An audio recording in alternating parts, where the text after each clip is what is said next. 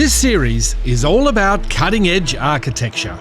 Travelling far and wide across America, we showcase some of the country's most groundbreaking and stunning architectural projects and talk to their leading designers to uncover the incredible stories behind them. Welcome to America by Design.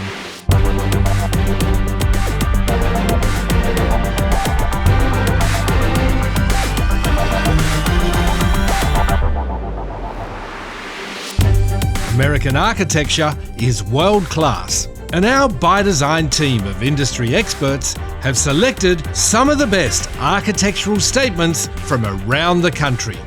I'm floored by the amount of talent and the amount of pure amazingness that America has to offer. You're having a non-stop feed of amazing design from incredible architects. Count me in. It's completely unexpected, the depth and breadth of all of these projects and how much variety and ingenuity is happening around the country. Let's get started with our first project. I really love how the designer of this residence in Manhattan Beach, LA, challenged all the suburban conventions. What's the front yard about? Where do I put my car? Where's the edge of the building? It was all very purposefully designed. A lot of warm woods, this beautiful concave concrete that seemed to come from top to bottom. They've created this space that's just really different than the places around it. And I think that's the wow moment for me, that they've pushed the boundaries of what a beach house can be, and it's just completely captivating.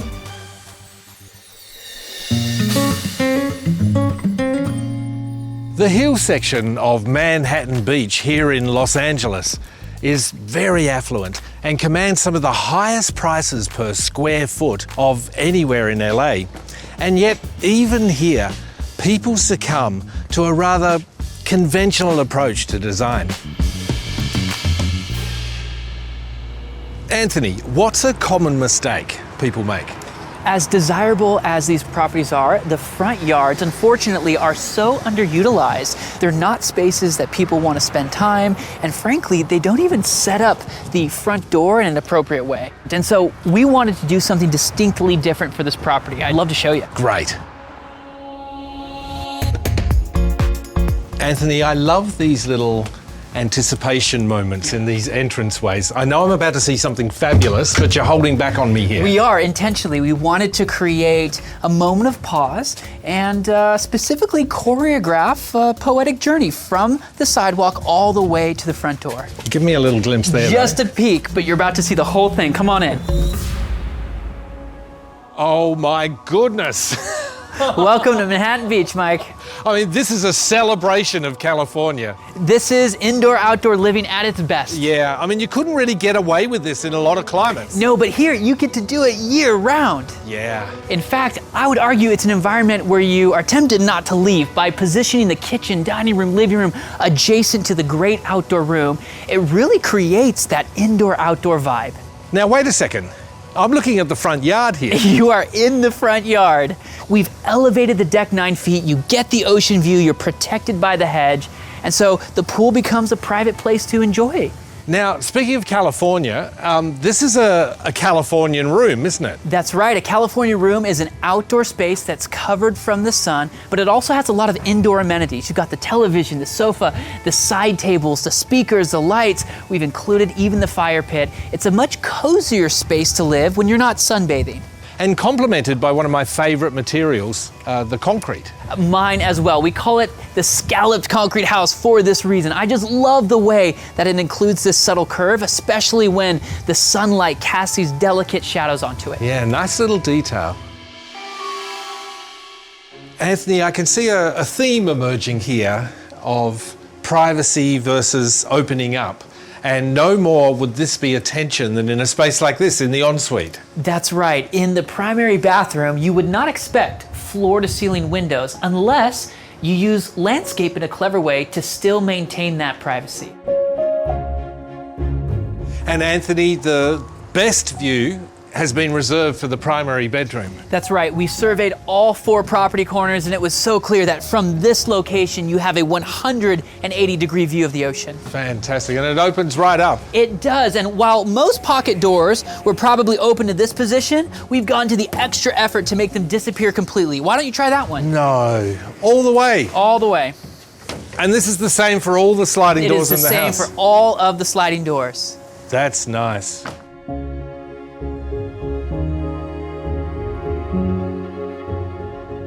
So this is the family room. That's right. And I love it when an architect does this. You haven't completed the floor all the way to the glass there.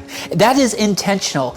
We've held it back, and that creates a double height space. What's good about that is that the activity on the second level is connected to what's happening down at the pool area.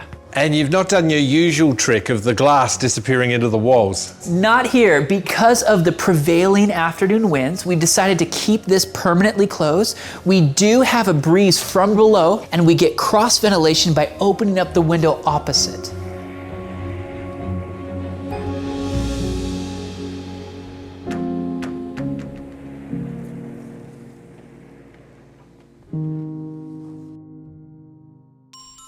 Anthony, what's down here? You're gonna love it. Check it out.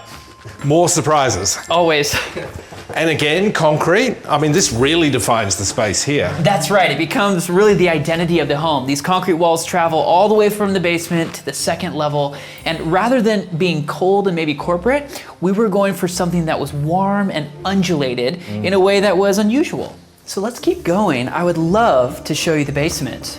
Down here, it really opens up into another entertainment space. We have our sitting room, we have our bar behind us, we've got our wine room, even a game room just around the corner. And then tucked back there are some bedrooms. That's right, we have 2 guest suites. Of course, the guests need a place to retreat if they want to stay the night. And I guess all of this is purposefully placed a whole 2 layers down from the family bedrooms. That's right, it functions honestly like a little hotel. Anthony, I like how you're using the word hotel. It is hotel-esque. I agree. While most of the home has a very specific, tailored aesthetic, we wanted the guest suites to have more of that hospitality vibe just to appeal to a wide audience.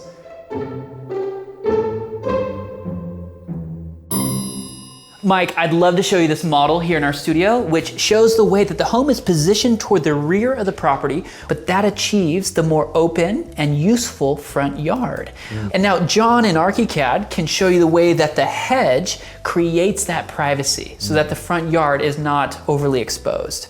And if you don't mind, I'd love to put you on the spot. Do you remember where our garage is located? I don't. I really can't remember it. So I'm kind of proud of that. Most homes put the garage in a very prominent location. Yeah. We tucked ours around the back. We wanted something more pedestrian and attractive. Anthony, you were telling me off camera that you're working on a couple of dozen projects just like this one at the moment. When you can have it all, like your clients, what do they want? I think they want what we all want. Because a house is such a reflection of our own identity, we want homes that are the right amount unique, but also the right amount reserved. So this home, it really does command the corner, right? You can't walk by without noticing it, but it also, because of the hedge, leaves something to be revealed. You really need to enter the home to experience the more intimate moments. So, some learnings. Concrete can be soft and warm. If you live in SoCal and you can open up, do it. And the most important one, never forget the potential of a front yard. It just might be the best space in the house.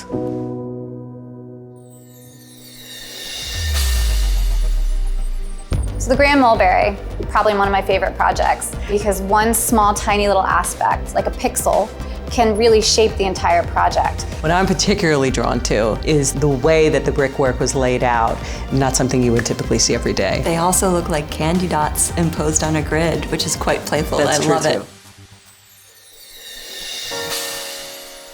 Here we are in the middle of historic Little Italy to look at a brand new building, the Grand Mulberry, a residential building that fits into its neighborhood by drawing inspiration from the brick architecture around it.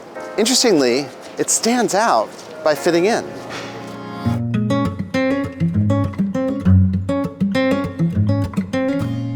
This neighborhood has such an incredible history. It must have been pretty exciting to work here. Yeah, inspiring, challenging, but super exciting. As you know, we work in a lot of historic neighborhoods. We work throughout New York, but every neighborhood has its own specific characteristics, and I think that's what we really try and tap into.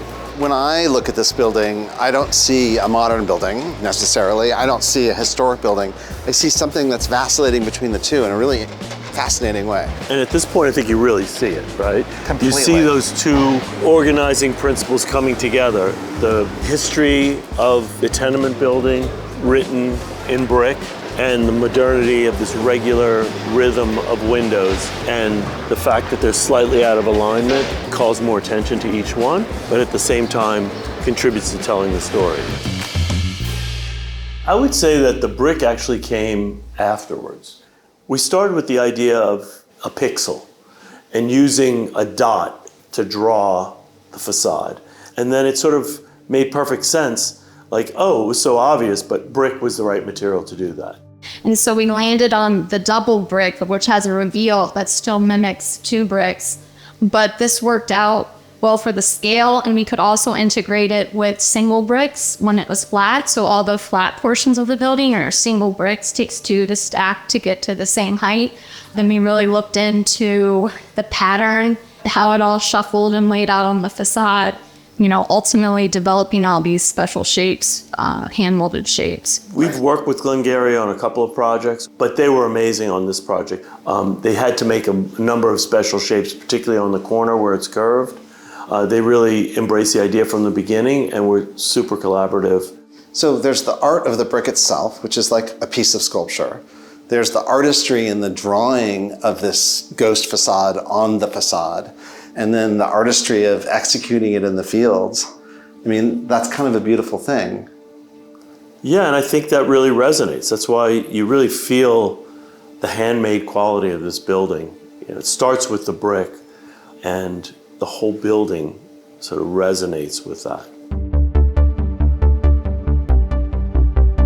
Not all bricks are made exactly the same way, but you guys really dug into the artistry of the actual brick.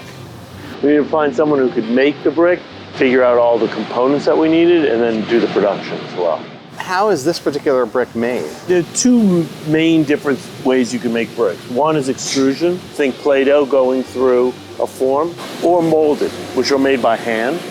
And our project, we did every brick individually by hand. There's 10 unique molds to create the facade of the Grand Mulberry. Each are made from wood. Those are also handcrafted. We really wanted that orange-red brick that ties into the neighborhood. Here at the factory at Glengarry, they can produce that by a combination of the clay and the sand. And then when it's fired in the kiln, it creates the final color that you see on the building. There's over 60,000 bricks on this project, each made. 60,000 individually handmade bricks. Yes. So in the end, the facade becomes one giant handmade sculpture. Yeah, absolutely. And one of the things that we tried to do was make it really look monolithic. So we even picked a mortar that was a similar color to the brick. So all you really see is the play of light and shadow on that facade. You can't have a new residential building in New York City anymore without a beautiful rooftop terrace. No, you can't. But I think what's really great about this terrace is that you really get to see the building in the context of downtown Manhattan. You really understand that the building's sort of at the epicenter of downtown. Chinatown, Soho, Little Italy. I mean, it's a smaller residential building, but it actually has a museum in the base. Yeah, actually, the Italian-American Museum was on the site. Oh, on the site originally? Yeah, and part of the arrangement was that they would come back in a bigger, more glorious space. Nice, nice. At the center of Little Italy. Exactly. Makes total sense. Exactly.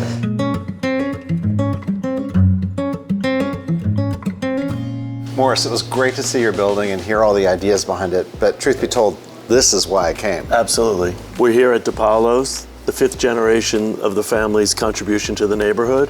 You know, this neighborhood has been evolving for over 100 years, and I was so pleased to see how you have taken the building and bringing it into the community.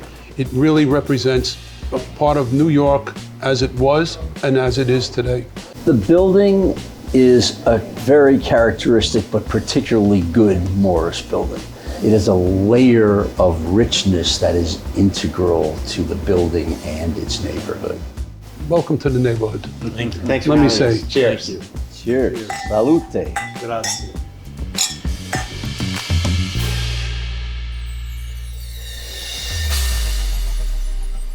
The Elani School is an example of how learning environments are supported by the built environment. I love that the architect developed a space where play ignites imagination. The playground itself, it's not exactly intuitive, which is incredible. These children have to use their creativity and their imagination to learn how to play with these natural elements. So for me, this story is a knockout. What would a school look like if it was designed by a 5-year-old? I bet it would look something like this. So Tim, what did you set out to do here? Iolani is one of the oldest schools in America. We were founded in 1863 by the royal family. We're one of the largest schools, but we also want to maintain a really small school community feel. So we set out to make an education space for our keiki, our youngest students, that was a true reflection of the heart of Iolani School. Marie, you were the architect on this project. Yes. Quite the brief. I have had easier projects to design, let me tell you. This one is very special.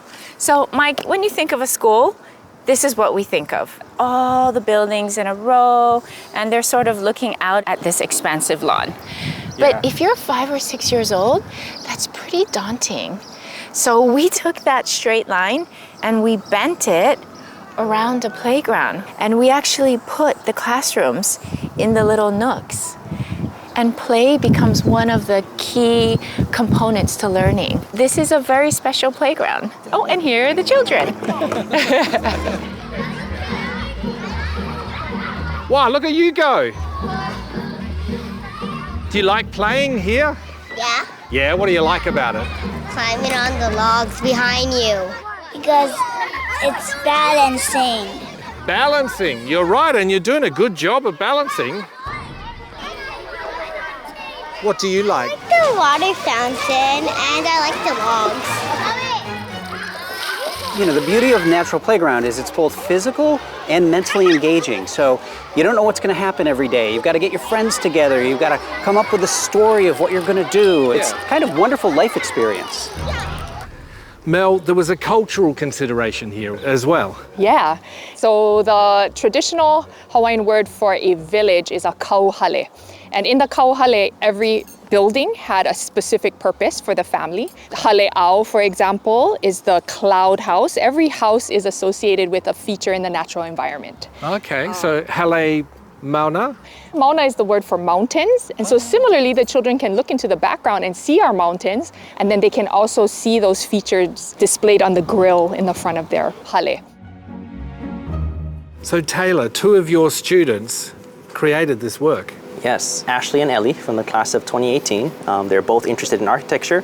They spent the year designing and fabricating these panels as well as the trees in our first grade classrooms. Okay, so they graduated a while ago. The question is, are they working in design now? I'm happy to say they are. Both of them are out there doing architecture and design work. Fantastic. Tim, this is a lovely little space here. Yes, you know, we have 2 separate classrooms, but this is such a connector between the 2.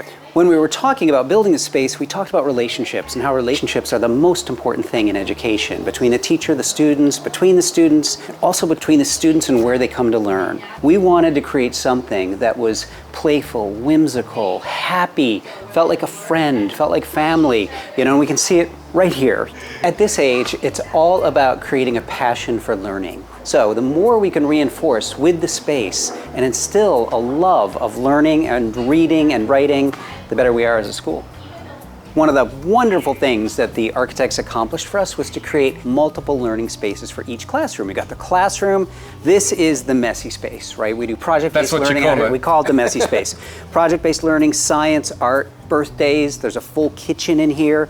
And then it goes right out onto our backyard. It's really wonderful what the architects accomplished for us. Marie, I can see that you really did have a 5-year-old in mind when you designed all this. Well, of course, Mike. It's the first time that many of them are in a formal learning environment and they're transitioning from their home. So we actually created something that feels more like a house. Part of that is creating a front lanai. Okay, like a patio. A patio, and a side lanai, and a backyard. And this is home language. It's organic. And budget. Yes. I've got to say, this looks like there was no expense spared. Okay, so it worked. I don't know if you ever noticed, but the most expensive part of the project, the classrooms, are actually straight walls. Did you ever feel that? Okay, I didn't really. I mean, I've got an overwhelming feeling of curves. That is why we created this mid-tier. There's exterior and there's interior and there's mid-tier. We live in the tropics. This becomes the third learning space. But most importantly, no matter where you're coming from and entering the building, there is not a single straight line when you enter. It's always curved.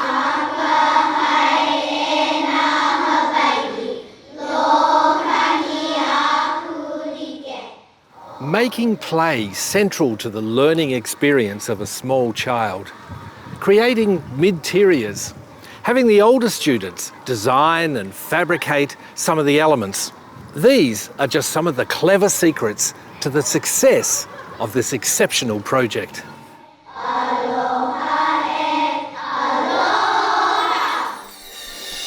This season, we're proud to feature 5 affiliate awards.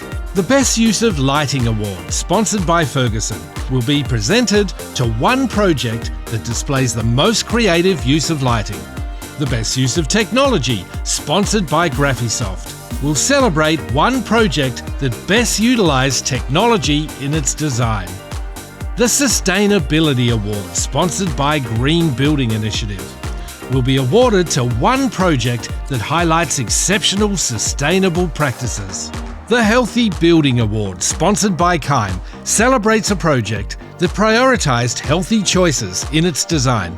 And the Reimagine Award, sponsored by School of the Art Institute of Chicago, presented to a project with exemplary vision and imagination. Winners will be announced in the final episode of the season.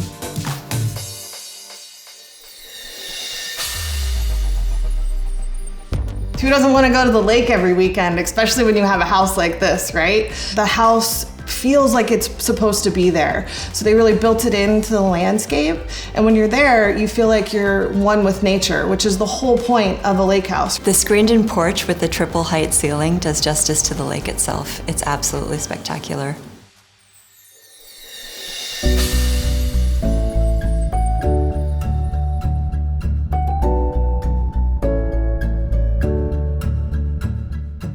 You guys, this is unlike any lake house I've ever seen. Well, thank you. Welcome to our lake house at Lake Kiwi. We're glad you're here today. This is something that was a fun project for both my wife and I to work with the entire team. And being a lake home, it had to be kind of cozy and comfortable. We wanted things to flow and to have movement with everything from the wallpaper to the countertops to the flooring. It took a whole team of people to be able to get us to this point and what we have to offer here. So who is Lola? Well, we were at brunch a few years ago and we may have had a few too many mimosas. So we walked around town for a little bit, went into an art gallery, and we saw this painting that we both knew just had to come home with us. It was very interesting. I can't wait for you to see it.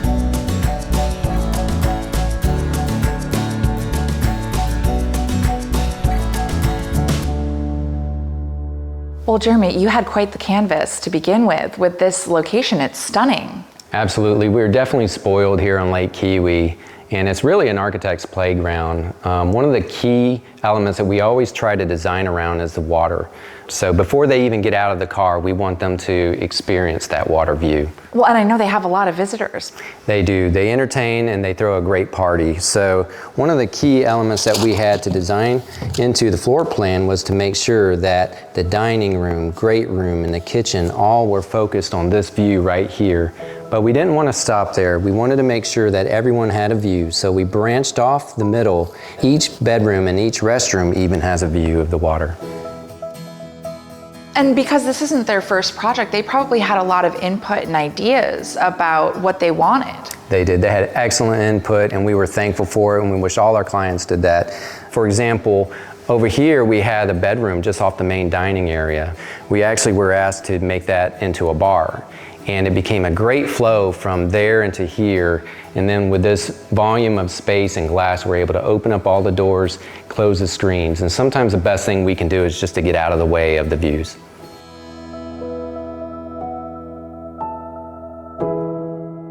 Susanna, this is a really great marriage of playfulness and sophistication. Yes, welcome to the Macaluso house. That's how they are. The more that we offered really unique things, the more they went for it. So we've been fortunate enough to partner with some really awesome suppliers, and Ferguson's showroom and Stephanie's team has just been amazing at helping us do that.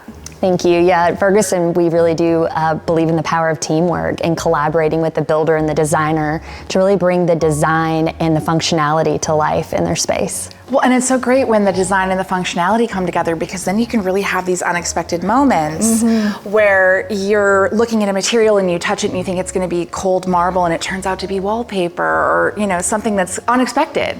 Well, that is this house in a nutshell. I mean, really, it's Lola. I still have to see this painting. Yes, you do. It's a masterpiece.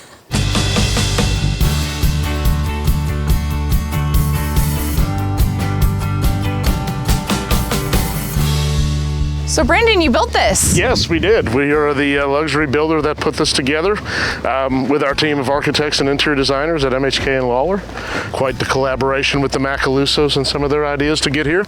Not your typical client? Absolutely not. Yeah, I see a lot of details in this home that I have not seen anywhere else. Yeah, there's a whole lot of uniqueness in the architecture here and the interior design.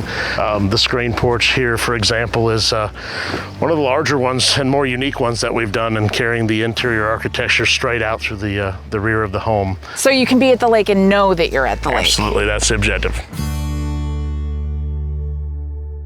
Well, we've seen all the beautiful design details, but this place was built to party. So let's do it. Cheers. Thank you all. Thank you. Wait.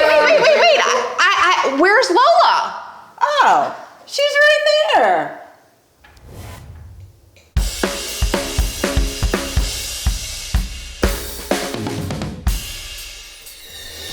We hope you've enjoyed our look at some of the finest architectural designs from around America. Join us next time for more groundbreaking architecture on America by Design.